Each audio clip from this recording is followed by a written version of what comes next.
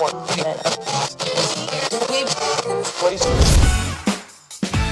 matters. Be heard. Welcome to the podcast where you get exclusive behind-the-scenes tips to make your own show sound truly spectacular. This is Podtastic Audio. Hey, what is happening? How are you doing? How's your podcast coming along? I am Chris, and I am from the original Chris and Christine Show podcast. You know, you can find out every single thing about that show on a little website, which I created by hand. Got my hands dirty, got my feet wet, and got in there and did some construction on the website. Yeah, that's chrisandchristineshow.com. And this episode about Podtastic Audio, I'm going to tell you about an amazing podcast website builder, which I just found out today as I record this, that it's no longer going to be free at the end of the month. You know what I'm talking about if you follow me on social media, but I'll stick around and I'll tell you all about it. But before we get into that stuff, we're going to talk a little bit podcasting and the podcasting industry. You know, everybody seems like when they get into a podcast, they seem very overwhelmed. The first thing they want to think about is who is going to really listen to my show. When you create an episode, you're like, you throw it out there and you're like, hey, is anybody listening to this thing? Does anybody hear this at all? And you see big numbers like, oh my gosh, there's 4 million podcasts out there right now that are active, out there in the world. Over 4 million, to be exact, 4,105,166 podcasts that are registered out there in the world, anywhere and everywhere. But don't you even worry. That sounds like a big, massive number. And if you want to compare it to YouTube, I don't have YouTube's data in front of me, but YouTube is a lot higher than that. I can tell you that much. But sticking strictly to audio podcasts and podcasting, well, 4 million podcasts does sound like quite a bit, but don't you worry. Actually, you want to look at how many of those podcasts are actually today creating new content regularly. When I say regularly, let's just say made an episode within the last 90 days. That's 3 months. Can you make an episode in 3 months? One episode within 3 months, then you'd fall into the category of currently active. Now, that number is 400,000 active podcasts as of July 2023, as I record this episode right now. So that's quite a big difference in numbers between 4 million and, well, actually 493,000. So almost 500,000, not quite, just under 500,000 are actually active, meaning they've released at least one episode within the last 90 days. I think most people can probably do that. So you're kind of thinking, what happened to all the rest of them? That was a big drop off in number. Yeah, well, if you remember COVID, everybody had a podcast who thought they were bored. They could figure out how to do a podcast. Thank you, Anchor, for making it very easy for almost anybody to create a podcast and get it up and out there. So I know that a lot of those shows, started out as a fun little hobby. And listen, podcasting is a little harder than it looks. And if there's multiple people on the same podcast, even if you're taking it seriously at the beginning, and you're like, we're going to sit down, we're going to do this every Wednesday night, we're going to go live at 7 Eastern, and it's going to be a StreamYard thing, and we're going to post it on LinkedIn and Facebook and Twitter and Discord and all these great places every 7 o'clock on every Eastern. And then one of your co-hosts can't make it, and the other co-host can't make it, and you got family, and you got kids, and you got jobs and responsibilities, and you eventually, it just falls out. Or maybe you say, you know what, we'll wait off this week. We'll just wait until we get the band back together, and then we'll do it then. But then that time just never happens because it's hard, man. We all have things we're doing. We're all very busy. I'm very busy. In fact, I just got into town tonight. I just got into town, and here I'm podcasting for you. And then I leave again to go out of town at the end of the week.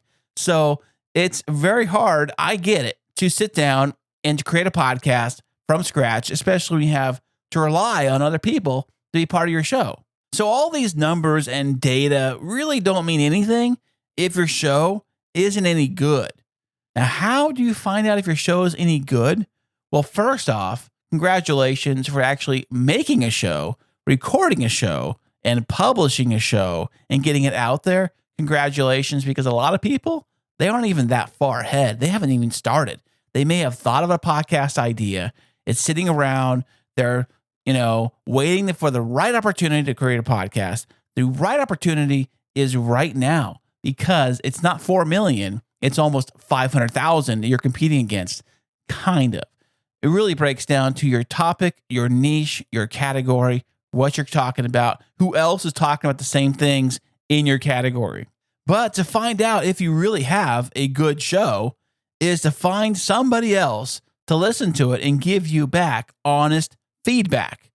Do not say, just go straight to Apple and find my show and go straight to the bottom and give me a 5-star review.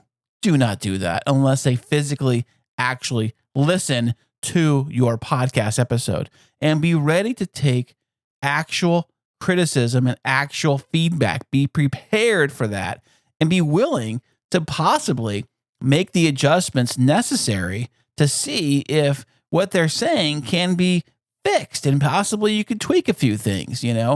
Always be evolving your podcast and always be ready to learn and take criticism. And most importantly, now this is a hard one to swallow, do not take it personally. Yeah, I know it's hard.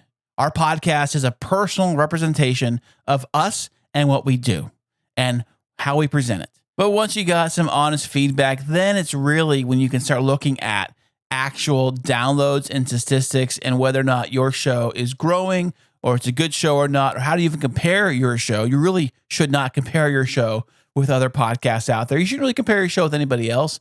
Focus on yourself. Focus on your own show's success from week to week, month to month. I'm willing to bet that if you've been podcasting for a year, maybe 2 years, I would be willing to bet that the number of downloads you're getting today are probably more than the ones you started when you're first starting out. It's just the way it usually goes. So as far as download stats go, now this data I have is based on a percentage of podcasts and how many downloads should you get or do you usually get within a 7-day window. The very first 7 days of releasing a new episode, these are what the podcasts on average are getting percentage-wise. So here we go. And this list has been updated as of July 2023. So these are really as current numbers as I could find as of right now. So here we go. Now, starting from the very bottom and working our way up to the top. If your podcast gets 32 downloads within the first 7 days, you are in the top 50% of all podcasts in the world. 32. That's all it takes. 32 downloads within the first 7 days. You are in the top 50% of all podcasts. Now, to be in the top 25%, you need to get 111 downloads within the first 7 days. The top 25% get 111. Now, it gets much higher from there on up, of course. The top 10% of podcasts get 452 downloads per episode within the first 7 days. Now, the top 5% of podcasts, now we're getting up there, top 5% of podcasts get 1,104 downloads per episode within the first 7 days. That's over 1,000 downloads per episode, puts you in the top 5%.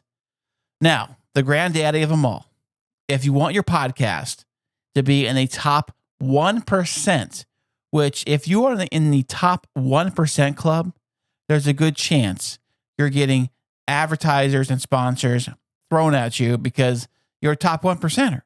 Now, to get the top 1%, now I thought this number was much higher than this, but the top 1% of podcasts get 5,084 downloads within the first 7 days. Just over 5,000 downloads will get you in the top 1%. Now, that is per episode per week, not total, not over a month. I'm talking one episode got that within the first 7 days. Now, if your show gets that, congratulations, you are a top 1%er. That is quite amazing. Now, for the rest of us that fall into the top 50 or top 25, that is still good rankings to be in. But better than any of these rankings, as far as I'm concerned, is actual, real, honest feedback from your listeners, whether they DM you on social media, email you directly, text message you, or talk to you in person if you might know these people in person. Those are invaluable, and that is amazing to have actual, real comments. Say, I loved your podcast. I can't wait for the next one. When you hear those things, it's better than hearing or seeing another 100 downloads on an episode come up, because you don't really know who's listening, or do they enjoy it, or maybe they even clicked play once, or who knows. To get an actual download, according to IAB, you really have to have one podcast playing on one device for the length of 1 minute, or download at least 1 minute's worth of content. You see, there's a little trick here. So if somebody actually hits subscribe to your podcast on whatever player they like to use, I like to use Apple because I'm an iPhone, whatever. But let's just say they, download and subscribe to your show. The podcast episode downloads to their phone, and yet they never actually play it, but it shows it downloaded. It's going to show it downloaded in your stats, and yet they never actually play it. Now, does that count? Should that even count on this list here? I would say not, but it does. So that's why I like to see actual feedback. Give me feedback, and that actually shows oh, someone actually did listen. They did like it. This is what they liked about it. And that shows people actually are listening to it. I mean, I know the stats and the numbers look great too, and they're great to look at. I get that. I love looking at stats. I look at them all the time, probably because I want to see, is the episode actually being played? Does this thing actually work? When I press send out of my podcast host and it gets published, is it actually working? So another thing to really think about when it comes to stats or plays or likes or listens or whatever, views or whatever you want to look at, the way things kind of break down is like this. It's easy to get TikTok plays for a TikTok video or for Instagram Reel. Those numbers will skyrocket. And you'll see, my gosh, I'm getting 1,000, 2,000, 3,000 views on my Instagram Reel or TikTok video. Wow, that's incredible. Why am I not getting those same views on my podcast itself? Because I should. It's the same content, right? Well, it's delivered in a different way, and they have different metrics to actually record the actual data of who is actually watching or viewing your stuff. You see, when you're on social media, you're just flicking your thumb, flicking it up to the next video. Every time you look at that, it's counting it as a view right on the screen. I think it's 1 or 2 seconds. It's very, very short, because some of those videos are 5 to 10 seconds long. So they're very, very short. So they can't use that 1 minute play metric on short form videos like the TikTok and the Instagram Reels. So you might see a big surge of plays on those videos, but you don't see them on your podcast. Now, it goes a little bit better with YouTube. Now, YouTube, the video source, everybody knows what YouTube is. The YouTube videos, they rank 30 seconds of play to count one view. Now, they try to tighten things up, meaning you can't watch your video over and over and over again to generate views on your video. If you made it, you can watch it one time and it can show you one time. But check this out. So let's say you have a video you're watching and it's kind of boring at the beginning. So you skip it to the middle, right? You skip it to the middle. You watch 5 seconds in the middle. Okay, you don't like it. You skip another 5 seconds, watch another 10 seconds worth. Then you skip it again. You watch another 10 seconds worth. Then you skip it again and watch another 5 seconds worth. Well, that skipping adds up to 30 seconds total. And because it adds up to 30 seconds total, YouTube is going to count that as one view. Although you really didn't watch it, you kind of skip. Maybe this is fun. Skip, you're done.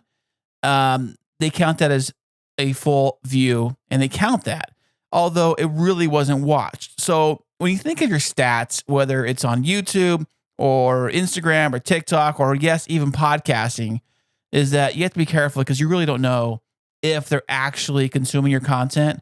The only way I know for sure is if they actually say, hey, I loved your show. This is what I liked about it, yada, yada, yada. Actual real feedback and direct Like, hey, if somebody comes to you and says, I like your show, you say, what do you like about it? And they say, I like this and that. It means they actually did take the time to listen or watch your show.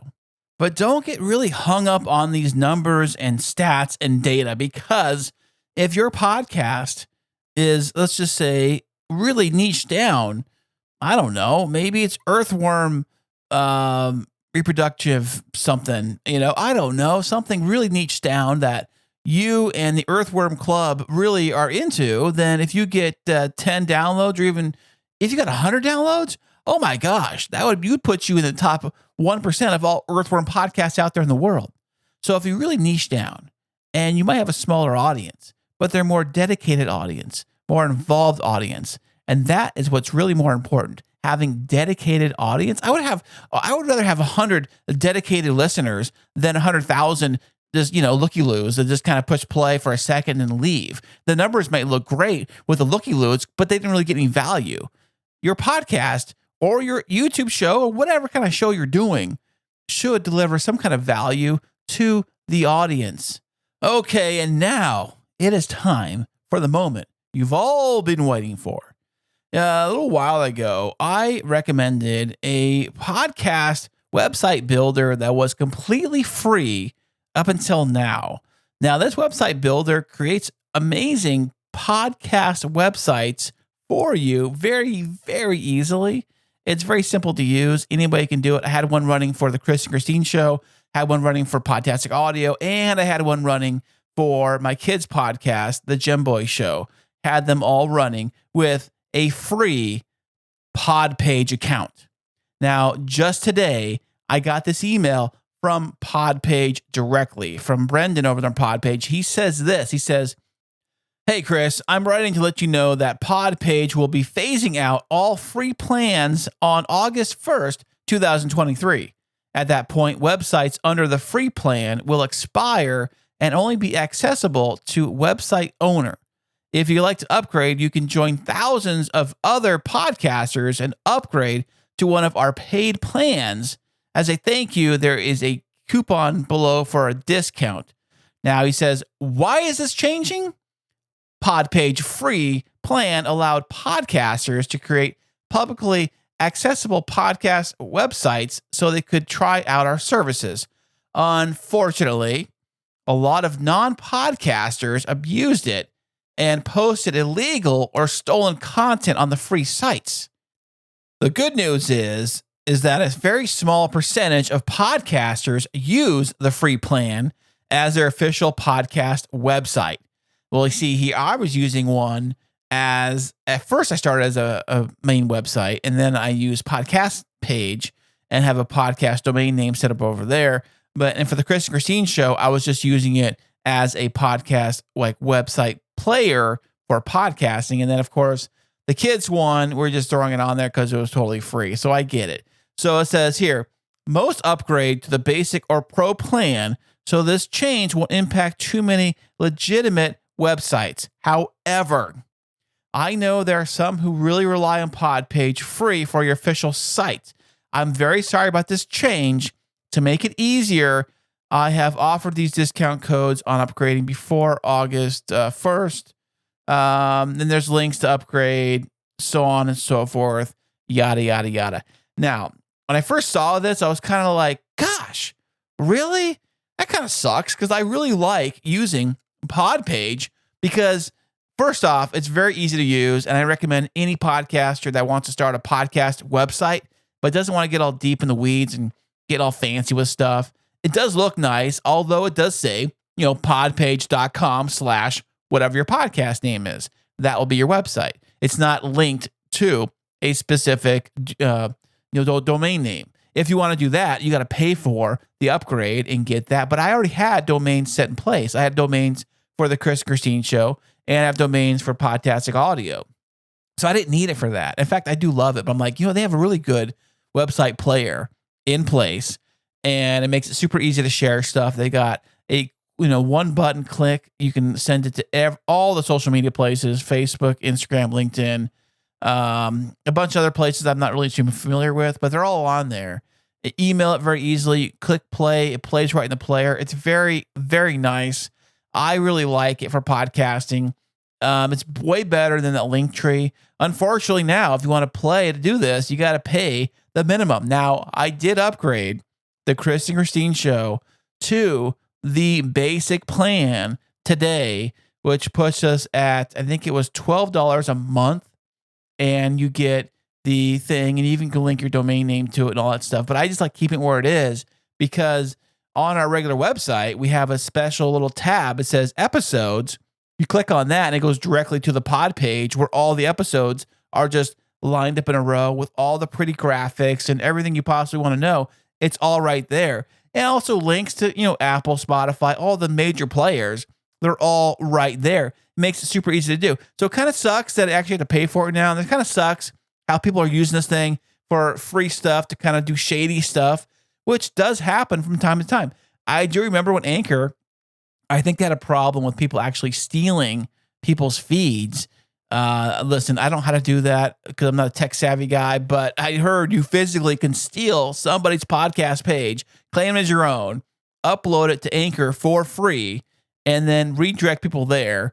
And then you can claim it's your show somehow. And then you actually would, monetize that show and make some serious money. Now, there's a lot of podcast players out there that have got ways to kind of fix that and kind of like, that doesn't really happen, like it did. But with a free plan, I can see where this would happen here on PodPage, and I can see where it happened on Anchor too. So it does kind of suck when these things do happen. I do really like it, but listen, I still recommend using PodPage if you want to start up a basic podcast website. And I know a lot of podcast media hosts, whether it's Libsyn, Buzzsprout, whoever, they all have really cool, very basic, very simple podcast website players. If all you need is a podcast player to have some links to like your Apple, Spotify, whatever, and have the actual episode, you can play it and have a list of episodes, then you probably can just stick with the website built in with your podcast media host. And I'm sure it works out just fine. Just remember, all you're looking for is a place to physically send them a link that they can actually click the episode directly and press play when you share your podcast episode. It's all about creating an easy way for your audience or even potential audience to press play on an episode. The more hoops that you make your audience go through, the less plays you're going to get. Hey, thanks again for listening. I am also on social media. Yeah, check that out. You can find me on Twitter on Podtastic A. And if you go over to the gram, that is the Instagram, you can find me under Podtastic Audio. Very simple. Give me a follow, give me a like, and so I will catch you on the next episode.